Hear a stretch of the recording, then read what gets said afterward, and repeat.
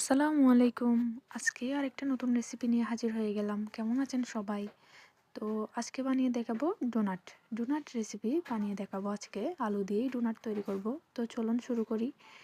পাত্রে তেল গরম করে দিয়ে দিলাম পেঁয়াজ কুচি প্রয়োজন মতো পেঁয়াজ কুচি দিয়ে জিরা, ধনিয়া আর মরিচ গুঁড়ো দিয়ে দিব। ভালোভাবে নেড়েচেড়েগুলো ভালোভাবে ভেজে নিব। আর আমি বড় সাইজের দুটো আলু গ্রেট করে রাখছিলাম, সেগুলোই দিয়ে দিব। দিয়ে ভালোভাবে নেড়েচেড়ে কয়েক সেকেন্ড মতো রাখবো। এই পর্যায়ে দিয়ে দিব লবণ আর হলুদ। হলুদটা আপনারা মরিচের সাথেও দিয়ে দিতে পারেন, কোনো সমস্যা নেই। আমি এই পর্যায়ে দিলাম। তো এখন আধা কাপ মতো পানি দিয়ে এগুলো সিদ্ধ করার জন্য অপেক্ষা করব। সিদ্ধ হয়ে পানি একটু কমে আসলে এ পর্যায়ে দিয়ে দিব আধা কাপ মতো সুজি। আপনারা যতটুকু আলু নেবেন সেই অনুযায়ী সুজিগুলো দিবেন। তো এ পর্যায়ে ভালোভাবে নেড়ে ছেড়ে দিব।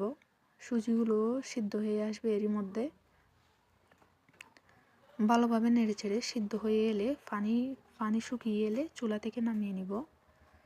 যদি ভিডিওটি ভালো লেগে থাকে অবশ্যই চ্যানেলটি সাবস্ক্রাইব করে রাখবেন, পাশে থাকবেন। প্রতিনিয়ত নতুন নতুন ভিডিও পেতে অবশ্যই চ্যানেলটির পাশে থাকবেন। আর কেমন হয়েছে আর আপনারা বাসায় ট্রাই করে দেখবেন কেমন হয়েছে সেটা অবশ্যই জানাবেন কমেন্টে।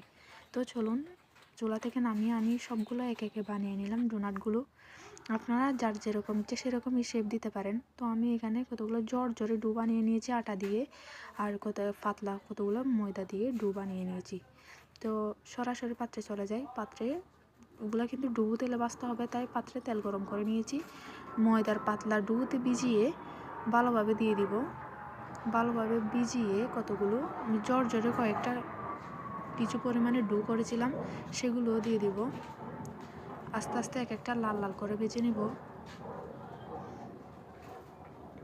উল্টে পাল্টে ভালোভাবে মচমচো করে ভেজে নিতে হবে। কিন্তু আপনারা অবশ্যই বাসায় ট্রাই করবেন, খুব সহজ রেসিপি। কিন্তু ইফতারের সময় যারা ভাজা পোড়া ছাড়া একদমই খেতে পারেন না তাদের জন্য এই রেসিপিটি থাকবে। অবশ্যই ট্রাই করবেন। এই রমজান মাসে আমরা কিন্তু প্রায় ভাজা পোড়া খেয়েই থাকি, তো এটি দেখেই মাত্র ট্রাই করতে পারেন আপনারা। এক একটা ভেজে নিব, উল্টে পাল্টে ভালোভাবে ভেজে নিব। তো ভেজে এই পর্যায়ে সবগুলা নামিয়ে নিব। এখন পরিবেশন করি। দেখুন, আলু দিয়ে কিন্তু ডোনাট বানানো যায়। আপনারা চাইলে যে কোনো আপনাদের মতো যে কোনো রকম শেপ দিতে পারেন। আরেকটা নতুন রেসিপি নিয়ে আবার হাজির হবো। আল্লাহ হাফেজ।